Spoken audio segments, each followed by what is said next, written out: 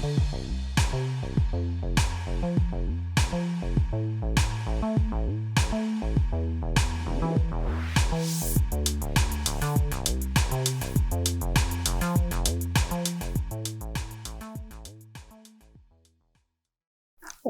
to C2 Exam Techniques presentation.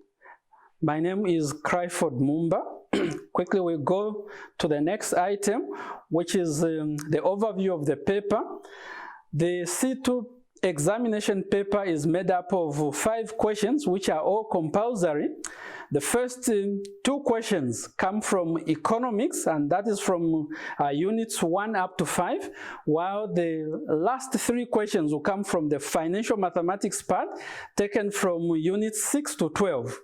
Learning outcomes and the verbs are very important for us to address the specific requirements of a question, so we must understand what does it take when the question says explain, list, outline, distinguish, discuss, and so on. So we must understand the use of these particular terms. When the question says list, it simply means you need to give the few points that are there. But when it says explain, the points given must be explained. The past performance in the paper has been fair on average, standing at 50%. Nonetheless, there has been some reasons why some paper or some candidates have not performed very well. Among the reasons that cause poor performance are: number 1, candidates not bring out all the points that are required to earn the full marks. Number 2 is that candidates generally seem to be weak in certain areas such as mathematics. Number 3 is that students seem not to have studied the entire syllabus to be able to answer all the questions that come from there. And another problem that has been spotted from the examiner's reports is that some candidates do not answer the right number of questions. Some will end up answering 3 questions or 4 questions instead of the required 5 questions. So candidates are advised that they must study the entire syllabus and answer all the 5 questions as required to perform well. The syllabus coverage in this presentation will quickly look at a number of all the topics that are there in brief, with the full workings being done on the financial mathematics part with the examples. The microeconomics part, which is unit 1, we are simply required to understand the basics of economics. What is the difference between microeconomics and macroeconomics? Understand the issues of the economic problem, understand the issues of to do with the production possibilities curve, and then from there we are required to understand national income accounting. We need to know how is national income measured, how is national income determined, and also what are the limitations of national income accounting. Aggregate demand must be understood as well, which basically is the total value of or the total demand of goods and services in an economy in a given period. Similarly, aggregate supply is the total value of goods and services that are supplied in an economy. In the past, there has been many questions, particularly in this particular topic or this unit. Question number 1A in 2018 June paper asked candidates to demonstrate the distinction between withdrawals from the circular flow of income, and many answers were not properly given as students seem not to know what withdrawals are all about.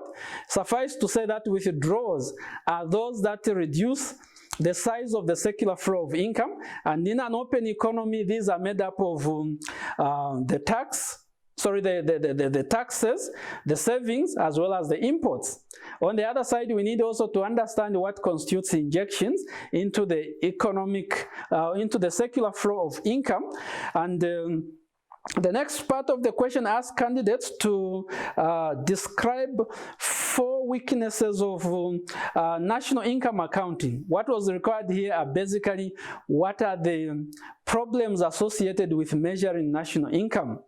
And the last part of the question in this particular unit came from, or in June 2019, question 1, part C, which asked candidates to determine the equilibrium level of consumption for a closed economy.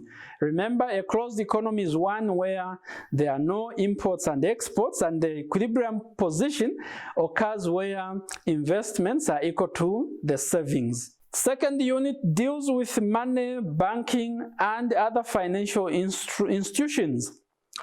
Here we are required to understand what constitutes money, the history of money, the functions of money, the characteristics of good money. It is, of course, important to understand that the functions of money and the quality or characteristics of money are two different things. Many candidates tend to confuse characteristics of money with the functions of money.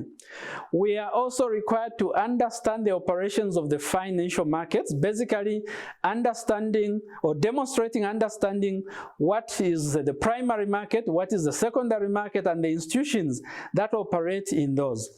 We are also supposed to understand the operations of the commercial banks. What are the commercial banks? What do they do? What are their functions? And what are their objectives? We are also supposed to understand the functions of the central bank in Zambia, which is the Bank of Zambia. What are its functions? What are the tools that it uses to carry out those functions? And lastly, we are supposed to understand the operations of the capital markets in Zambia.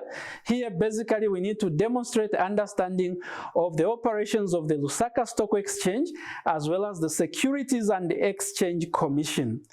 There has been many questions as well that have been asked in the past in this particular unit.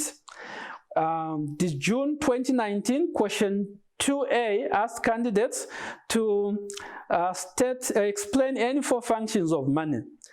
One common error that candidates made was to list the functions of money instead of explaining the functions of money. Other candidates brought out the characteristics of money instead of the functions of money.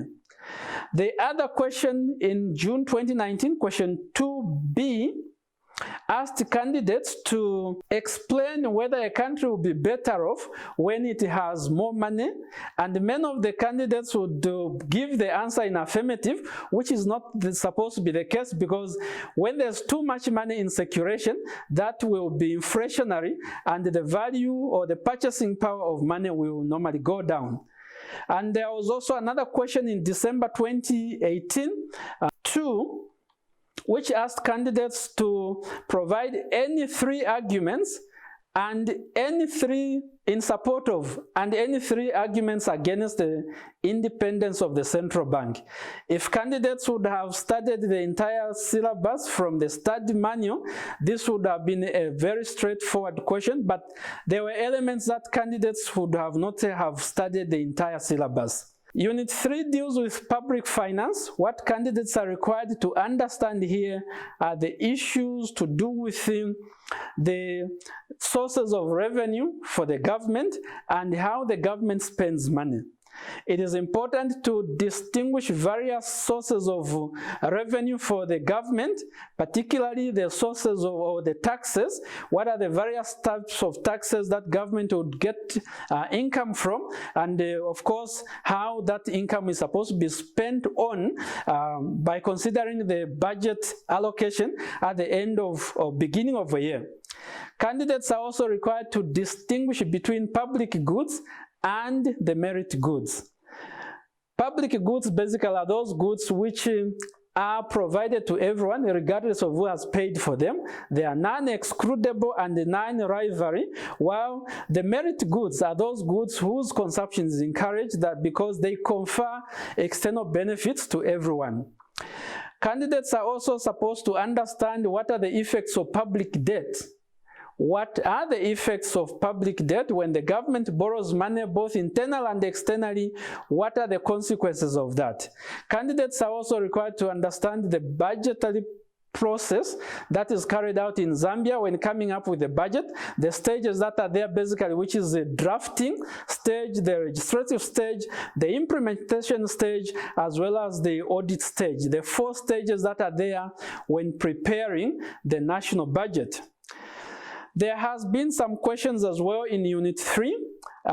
June 2019, question 2A asked candidates to demonstrate their understanding of the externalities and apply them on public goods and merit goods. So externalities would either be beneficial or negative externalities, and we need to be clear of how externalities will impact the public goods provision as well as the merit goods provision. Candidates were also asked to define merit goods, define public goods, and in that particular case, many of the answers were quite disappointing. As we have already defined these goods, candidates must understand them and define them and even give clear examples of what constitutes public goods as well as the merit goods. Unit number 4 deals with international trade and payments. Candidates must understand the theories of international trade. Basically here, candidates must understand what is absolute advantage, what is comparative advantage, and how do you calculate this. Remember, the whole idea of countries having absolute and comparative advantage is that they want to specialize in the good or the product where they are better suited to produce than their trading partners. Candidates are also required to understand the foreign exchange market. They must be able to demonstrate the foreign exchange regimes or systems, that is the fixed exchange rate, freely floating exchange rate, as well as the managed float. Candidates must also understand what is devaluation and depreciation of the local currency and what are the consequences on the importers and exporters of that particular change. Candidates are required to understand what constitutes the balance of payments. What constitutes or what are the elements that make up the balance of payments? Generally, the current account, the capital account, and the official reserves. And when there's an imbalance in the balance of payment, how can that be rectified or indeed financed? Candidates must also understand the methods that are used in financing imports and exports in international trade. It is imperative that we understand the documentary collections, the advance payments, the open account trading, and the rest. It is also important for candidates to understand the Incoterms. These are international terms of trade which make it very clear as to the responsibilities of the buyer or the importer and the seller or the exporter when it comes to transactions that are carried out. We always see these terminologies being used, the FOB, EXW, CFI. These are very important concepts or Incoterms that are used in international trade, which candidates must be able to understand. What are the responsibilities on each of the parties that are involved in trade? Unit 4, there has been also some questions in June 2018. Question 2C asked the candidates to compare and contrast import tariffs and import quotas. Import tariffs and import quotas.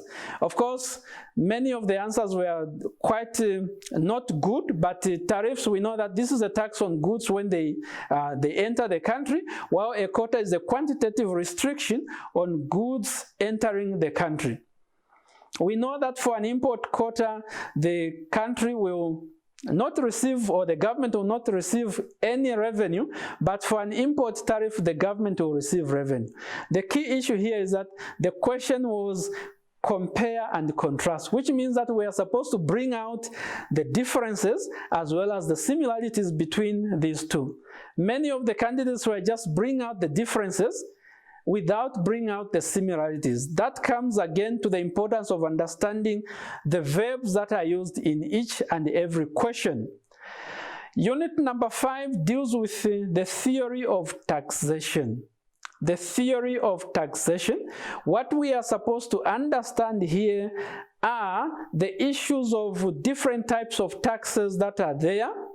The direct taxes, what are the examples of direct taxes? indirect taxes, what are the examples of those indirect taxes, then what are the objectives of taxation? What are the objectives of taxation, and what are the functions of taxation? It is very imperative to note that tax policy is one of the key policies that the government can use to alter the economy, to alter the consumption of goods, to encourage the consumption of certain goods and other related matters. So a tax policy is a very important issue that must always be understood. And in that same vein, we need also to understand the principles or the canons of taxation as given by Adam Smith, that a good tax system must show some qualities which are equity, certainty, economy, and so on. So qualities of good tax system are very important, and we must be able to evaluate how well those can fit into our tax administration. There were some questions as well in this particular unit from June 2018. Question number 2C, where candidates were asked to explain the 4 canons of taxation. And basically, as I've said, candidates were simply supposed to explain what is meant by equity, what is meant by certainty, economy, as well as the convenience. And of course, there are more of those that have been added up, like elasticity of the revenue, fiscal adequacy, and so on. But in terms of Adam Smith, there are only 4 canons of taxation: equity, certainty, economy, and convenience.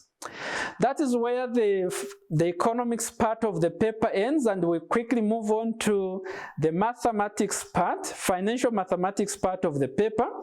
Here we have unit number 7, which deals with the time value of money. What is required of candidates to understand here are how do you calculate compound interest? How do you calculate compound interest? How do you calculate the annuities? In this particular sense, we need to know that we may be required to calculate the present value, which is the value today of a future stream of payments, or indeed the future value of the current amount now. So how do we do that? We must be able to understand what formula do we have to use at each particular case.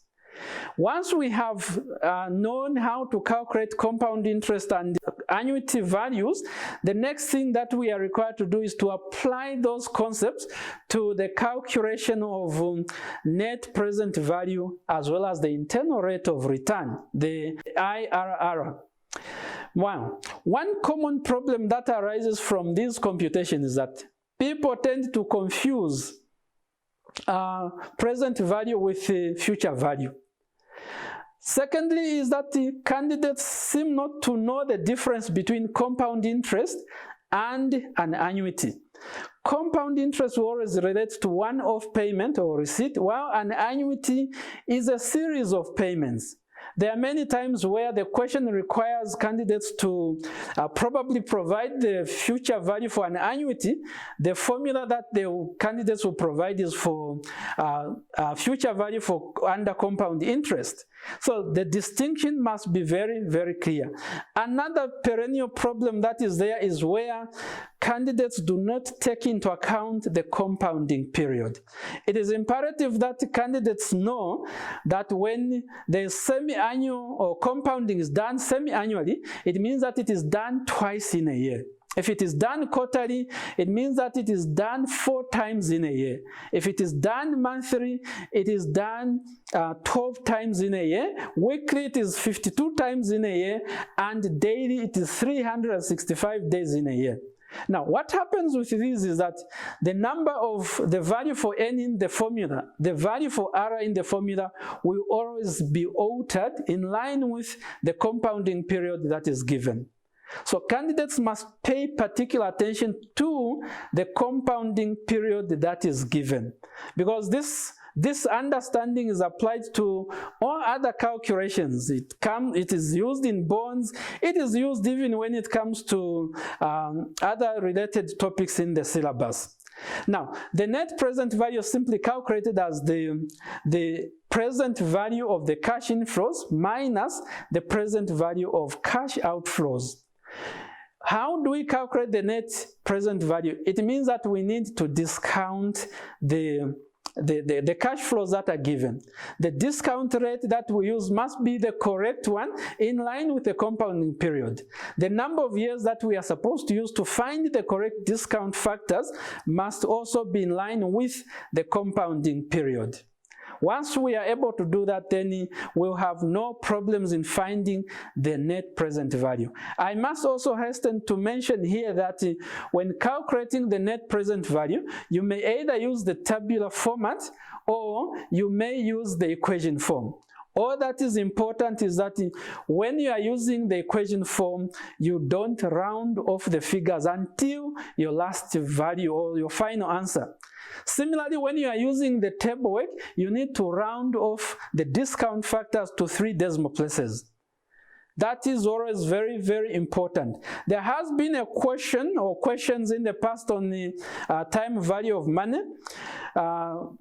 December 2019, question 3C, it asks candidates to say how much interest is earned in 12 years if 200 kwacha is deposited at the end of each month in a bank account that pays 12% interest compounded monthly.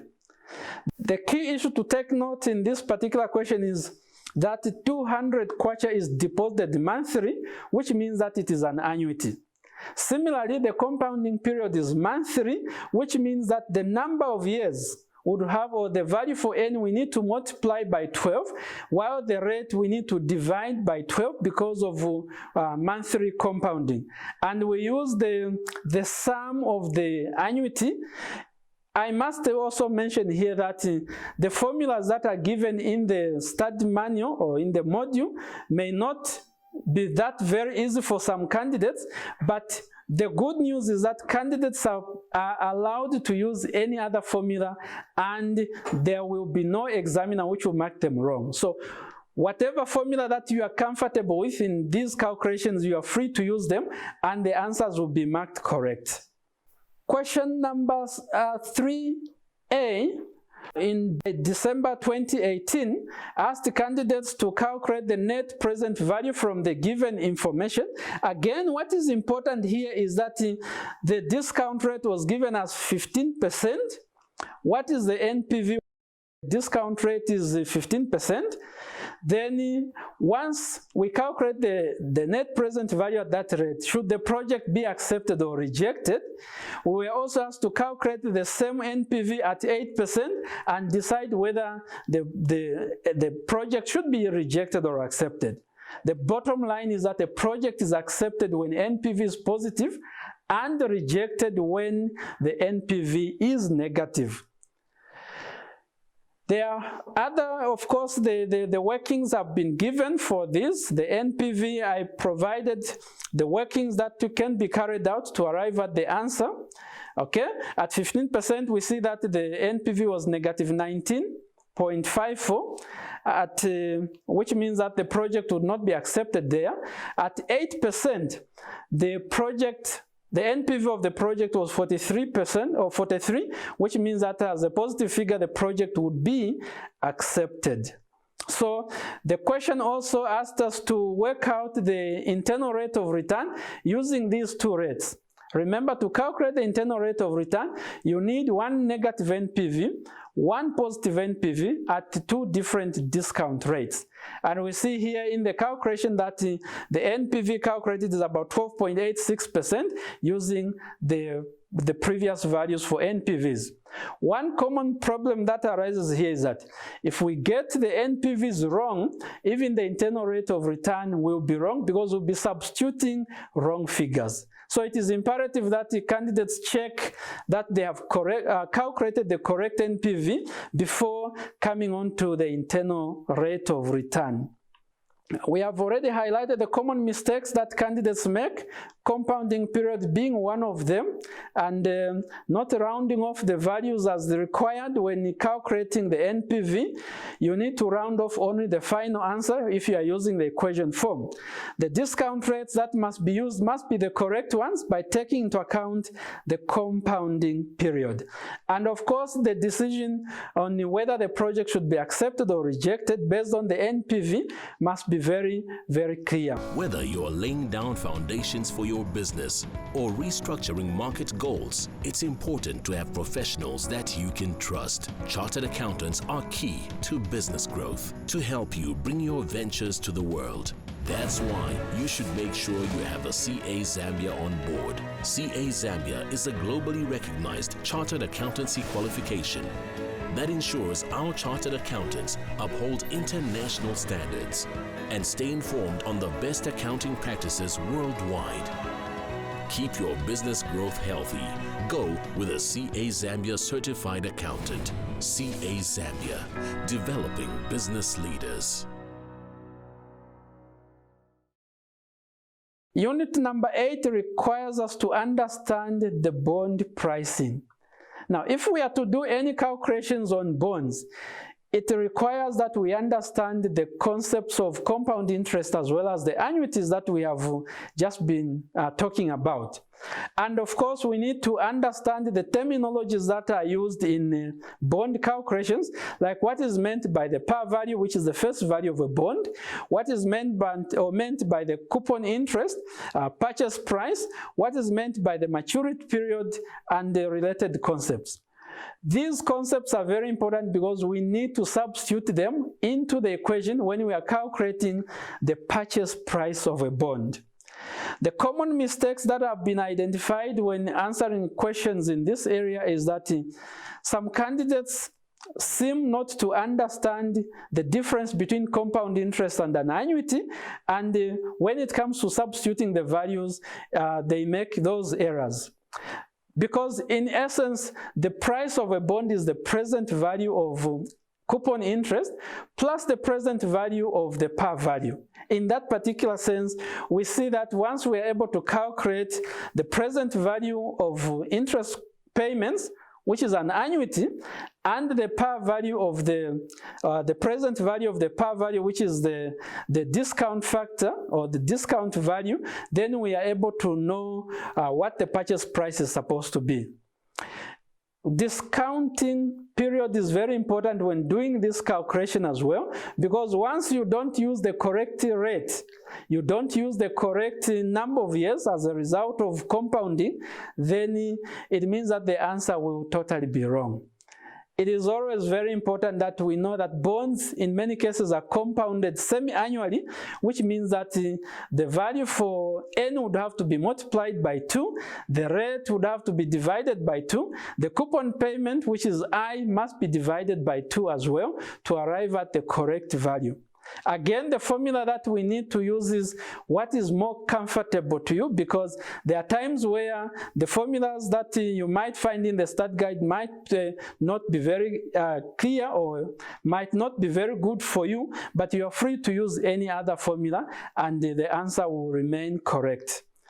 There was a question in June 2018 paper, question 3C, where we had the corporation decides to issue a 30-year bond in the amount of 100 million kwacha. Under the contract, interest payments will be made at the rate of 10% semi-annually. The bonds are priced to yield 5% semi-annually to maturity. Now, the question is, what is the issue price of the bond? The issue price of a bond is simply what is the purchase price or what is the present value of this particular bond. Key issue to answer this question basically, and many other related questions, to understand that the compounding period is semi-annually. The compounding period is semi-annually, so we need to divide the rate by 2 and multiply the number of years, which is given here, 20 years, by 2. And there is a working here which has been provided, and we can see that the par value is 100 million kwacha. Then the coupon payment is a percentage of 100 million kwacha, which is 5% of 100 million kwacha, so to say. And then the rate, which was 5% divided by 2, then the number of years would be multiplied by 2 there, 2 multiplied by 20, so we have 40. Once we are able to identify what is the value of I, P, I, M, N, R, then we can find the price without any problems.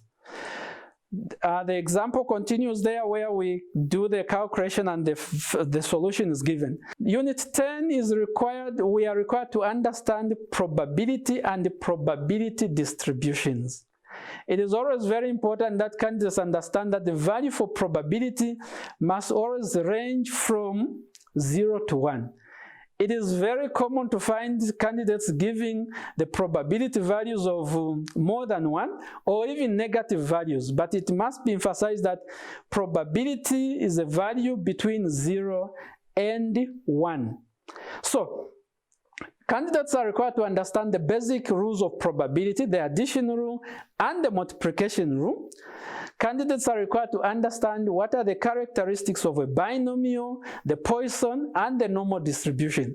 There are times where questions will not specify that this is a binomial, this is a Poisson, but by understanding the characteristics, candidates will know that this is supposed to be a binomial and you use the correct formula, or it is the Poisson distribution and you use the correct formula. Particularly the distinction between a binomial and a Poisson distribution tends to confuse a lot of candidates. For the normal distribution, it is quite easier. Once we have identified that, we need to practice how to punch values for the binomial, values for the Poisson distribution. The common mistakes that have been identified, as we have said, is that candidates tend to confuse the Poisson and the binomial. In some cases, when it comes to using the normal distribution table, candidates do not know when to add the calculated value to 0.5, when to subtract the calculated value from 0.5, when to add the 2 areas, or when to subtract the 2 areas. It is very important that candidates can know when to do this, and the easiest way to do this is when you are able to draw the normal distribution. And once you draw the normal distribution, you must be able to know how to use the normal distribution table to pick up the areas that are required. In that particular sense, calculations involving the normal distribution becomes quite very easy and direct.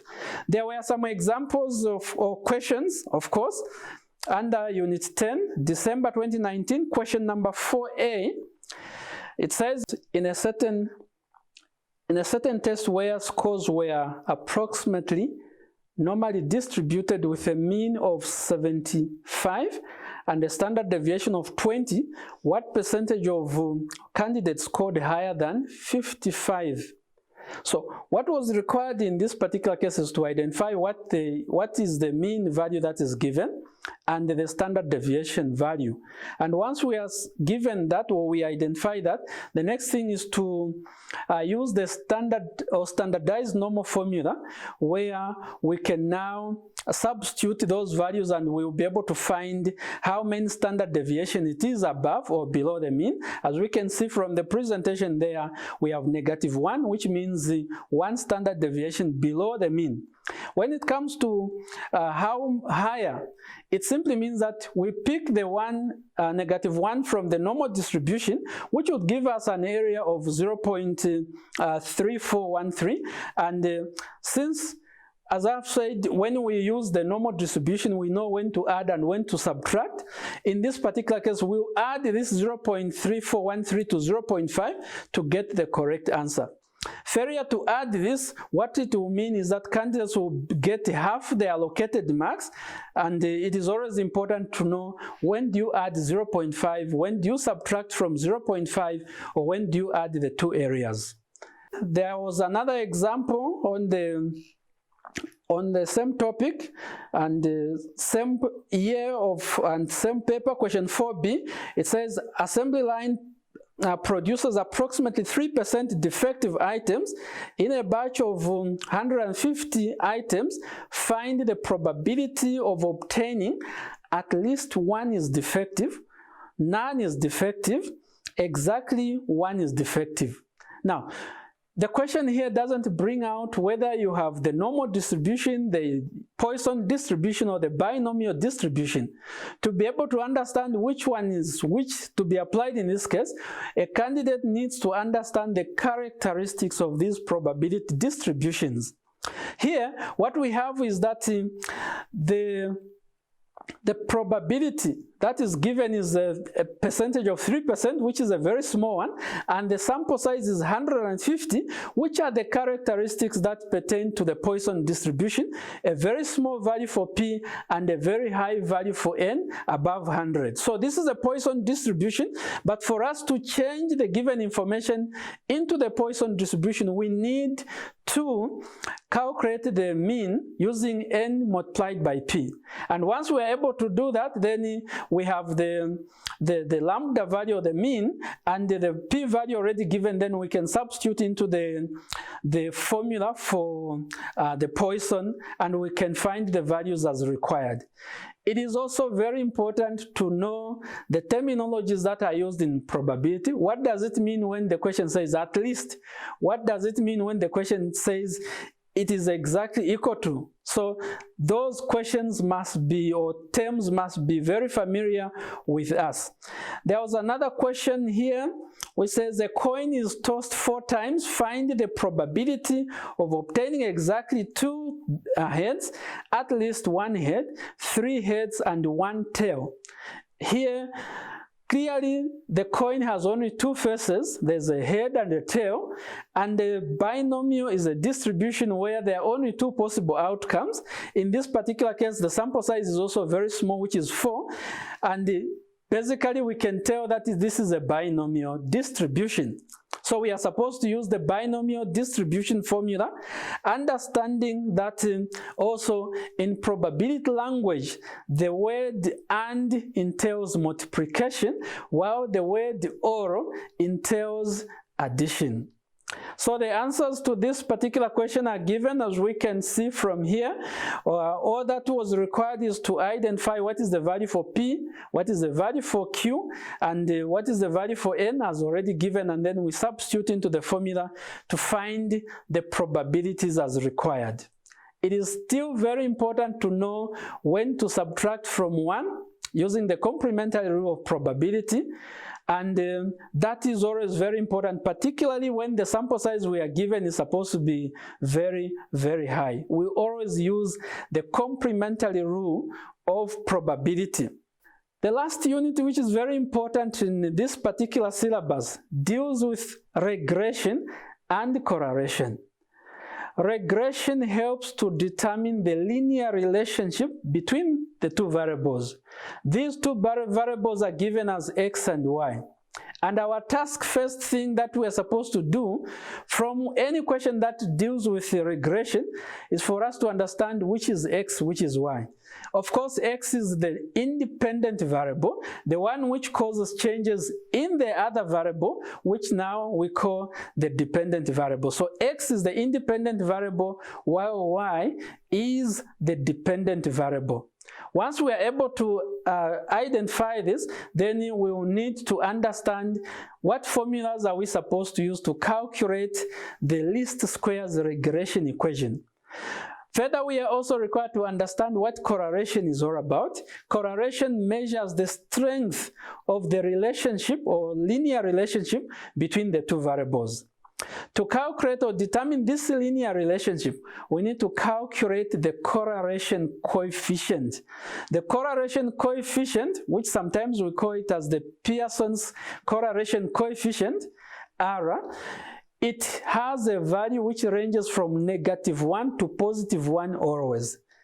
If as you are calculating the correlation coefficient, you get a value which is not in that range of -1 to +1, automatically you know that you have got it wrong and you need to redo the calculations. The value must always range between -1 and +1, with -1 indicating perfect negative correlation, +1 perfect positive correlation, and the value of 0 indicates no relationship or no correlation between those values. It is also important for us to calculate the coefficient of determination. This basically is R, or the correlation coefficient squared, multiplied by 100.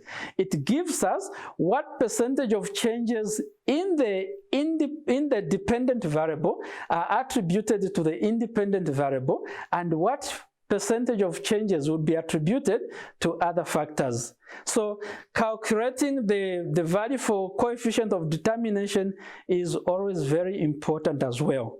Now, what are some of the common mistakes that have been identified in this topic? The common error is that candidates have lost marks because they have not calculated the sums as required. You need to calculate the sum for x, the sum for y, the sum for xy, the sum for y squared, as well as the sum for x squared. In some cases as well, candidates have normally not performed well because they have not used the correct formula. As I emphasized throughout this presentation, the formula that you use for your calculation of whether it is correlation or regression, it is still very much okay, because in the exam, after all, there's no specific formula that is supposed to be, or that is given. So whatever formula that you use, as long as it is correct, it will be given the credit that is there. Correlation coefficient and the regression is one of the topics which is always very common in the examination. Let's look at the example that was examined in December 2019 as question number 5. The question reads, a bank manager wished to investigate the relationship between years of experience, which is X, and the number of errors, Y, for the bank tellers. A survey of 8 employees was taken, and the table or the results are tabulated below. So we have the values for years of experience and the number of errors that are committed by the employees given as A up to H. So after that information is given, we are asked to calculate the product correlation coefficient and interpret it. We need to calculate the value for R and interpret it. Next one, we are asked to find the coefficient of determination and interpret it. Part 3 says, find the least squares regression equation of errors on experience. And lastly, we are asked to predict the number of errors you would expect from an employee with 7 years of experience. What are we supposed to do in this particular case? We can either we need to first of all calculate the totals. As I've said, we need to calculate the totals for summation x, summation y, summation xy, summation y squared, summation x squared, and so on.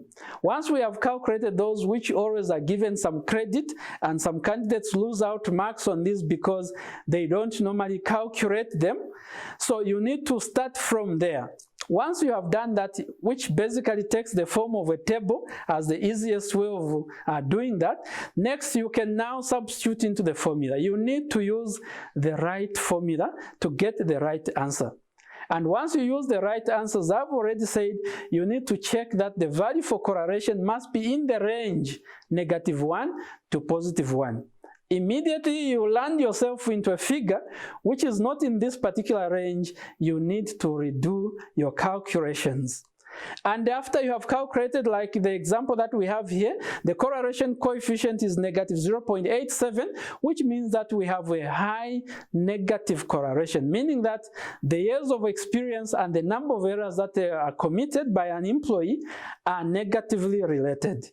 The more the years of experience, the less the number of errors that one will commit, and vice versa.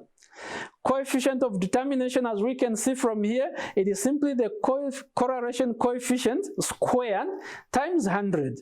And we are able to get 79.69% here, which means that about 79% or 76% of the errors attributed to years of experience, and the difference to other factors which are not given in the question. The other part of the question, which requires us to calculate the least squares regression or least squares regression equation, what we are supposed to do is first of all to calculate the value for the slope. Once we have calculated the value for the slope using the correct formula, then we can calculate the y-intercept, which is the value for A. Once we have this, then the regression equation, which is the prediction equation, we just substitute where we have the value for B and the A, and that will give us the least squares regression. The last part says, what number of errors do we expect with someone who has 7 years of experience? What we are supposed to do is, in the regression equation, where there is x, we put 7, and that will give us the number of years, which in this case is approximately 20 errors that will be committed. So the major problem that candidates make is not to calculate the sums as required. Secondly is that the formulas that are used sometimes tend not to add up. And the other problem that arises from this particular topic is that many candidates do not know how to interpret what they have calculated. You find someone who would have calculated the answer quite all right, but then the interpretation part leaves much to be desired. So candidates are encouraged that learn both how to calculate and interpret the values that you have calculated. In that way, you will be able to get the marks that are allocated as much as it is necessary. It is also important to take note that even in regression and correlation, you can use the formula that you are more comfortable with, because I know that there are different formulas that we can use for correlation coefficient. There are different formulas that we can use to find the value for A, which is the A-intercept. There's the Y-intercept. There's a certain or different formulas that we can use to find the slope. So whatever formula that you use, be comfortable with this as long as it can give the right answer. In conclusion, in my presentation, we need to understand a few points. One of the points that we need to understand is that candidates must answer all the questions, all the 5 questions, because all the questions are compulsory. It doesn't matter which question you start with. You may start with question number 4, you may start with question number 5, but the most important thing is that when you start with question 4, write it as question 4. There are times where the candidate would start with question 4 and then write it as number 1. It still remains question number 4. It is also important to undertake the study of the entire syllabus. The study manual or the study guide that is given will provide you with exactly what you need to do, and you need to make use of that. You can also make use of different sources of information, various books that are available, because these are standard topics like probability, regression, time value of money. You find a wealth of materials that you can use to be able to answer the questions in this particular area very well. It is also imperative to take note that both the economic side and the financial mathematics side are very important. The common issue that has been observed is that candidates concentrate more on the financial mathematics as opposed to the economics part, which is not supposed to be the case. So in your future exams, make sure that you study the entire syllabus, and we wish you all the best in your future exams.